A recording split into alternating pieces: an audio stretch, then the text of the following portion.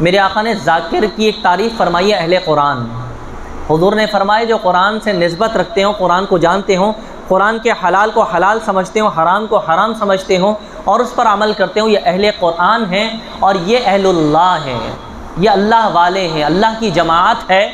اور میرے آقا علیہ السلام نے ارشاد فرمایا یہ قرآن وہ شے ہے کہ جو جتنا پڑھتا چلا جائے، جتنا اس کو حاصل کرتا چلا جائے، اس کی پیاس اور بڑھتی چلی جاتی ہے۔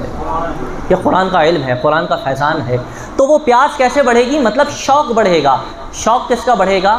جس کو اس کی حلاوت اور لذت مل جائے، یعنی وہ قرآن پڑھ رہا ہو اور اس کے دل میں اس کی مٹھاس آ رہی ہو، اس کے اندر ایک خوشبو مہک رہی ہو، اس کے اندر گل و گلزار ہو رہا ہو، وہ قرآن سن رہا ہو، اس کے دل میں زندگی، رمق، چمک، کوئی کیفیت پیدا ہو رہی ہو۔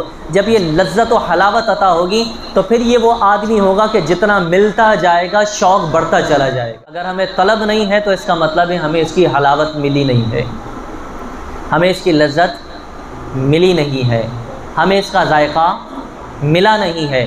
تو دعا کیا کریں کہ اللہ تعالی ہمیں قرآن کی اور اپنے ذکر کی حلاوت، لذت، محبت اور کیفیت عطا فرما دیں۔